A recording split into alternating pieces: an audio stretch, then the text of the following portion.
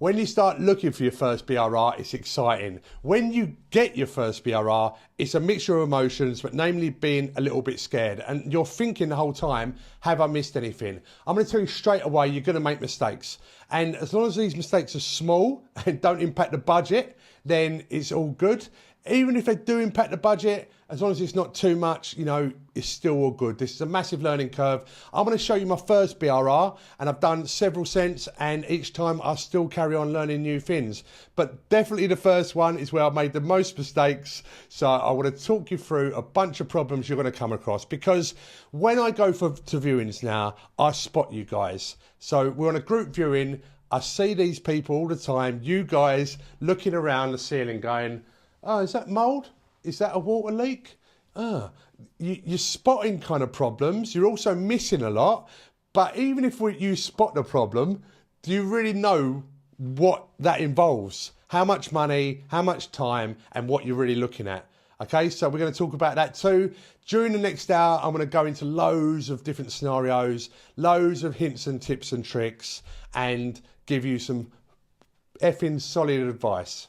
Let's go. To start the ball rolling, we're going to look at my first BRR, and it's that property in the cream. It's no longer cream. I painted it pretty grey, but in any case, right. So you guys need to start learning how to look at photos to do at least like the preliminary deal analysis. What is the point of going to 1 million viewings if the property is got subsidence, or the property is priced at 100 grand, but you can only pay 90 grand, right? So you do most of the evaluation, like I said, a lion's share, before you even go to the viewing. You do it from your desk, and that's to save money, time, hotel expenses, travelling costs, and frustrations, namely, right? If you look at this property, and to be honest, it's a bad photo, I'm going to zoom in, and you're going to see, hopefully, I hope, that there are some cracks right at the top here.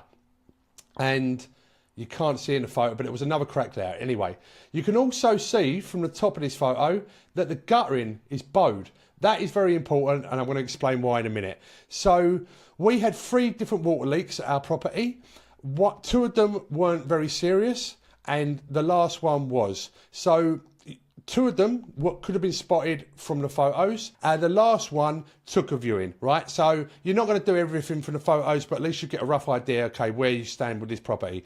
One of the leaks was, and this is a new one for me, because my builder spotted this, it didn't have a dry verge. This right here is a dry verge. What that means is that it's a kind of protection to stop water trickling down the outside of the building. And if there's a water leak, as there was somewhere on this wall, then the water's going to run down the side of the building, go into the property, and you're going to get a water leak. That's the one at the back. There was another one at the back, kind of along here, which was a similar situation. Guttering, as I mentioned before, that either gets broken, full up with leaves, it's just old, you know, and it needs replacing, and so water's going to start coming down the outside of your building. The guttering's there to stop water going down the edge of your building. You don't want any kind of cracks and penetration, obviously, in the render.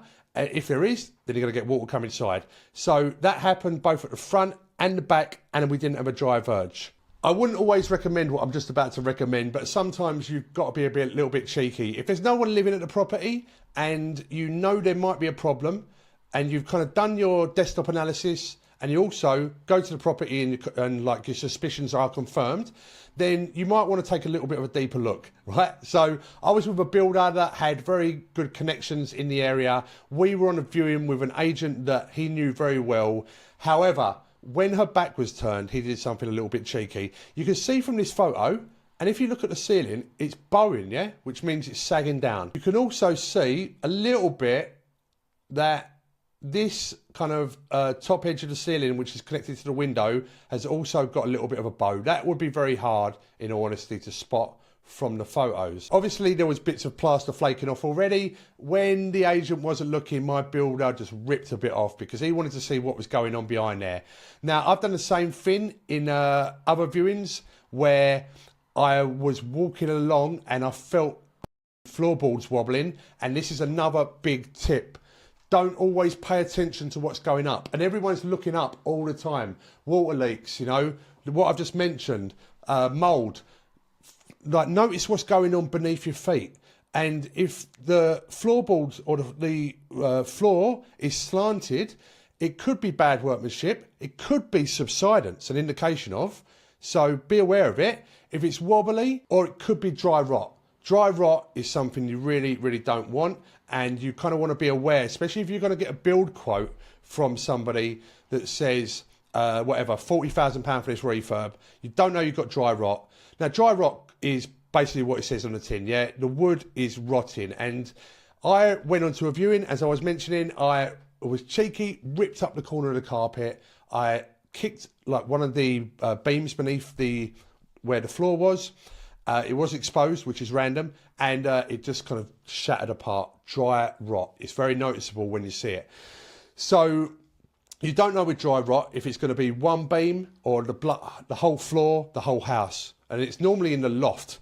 So be careful about that, because loads of people don't check the loft. In that scenario, the budget of £40,000 for your refurb is going to be put up for a small property of like 20 grand, maybe another 10 grand or more. You don't know. So be wary of that. But the point is that sometimes you've got to be a bit cheeky. If you're going to buy a property, and you know, this despite all this furniture had not anyone living in it for years, my builder was a bit cheeky. Thank God for him, because we knew straight away that you can see from this photo that the old wooden beam that was supporting basically the front of the house needed replacing. So in modern methods, you put in an RSJ. We factored that into the cost. So you can see here that this wooden beam snapped. It doesn't look very healthy condition. And what's happened now is water has come down the outside of this building because of the guttering, got into a crack, and then it has gone onto, let me just find a photo, this wood over the course of, who knows, decades, possibly, and it has made it rot, which has made the window dip above, which looked like subsidence in the upstairs window, and I'll get onto that, and it's obviously a cost. So we put in an RSJ. That is the RSJ right now.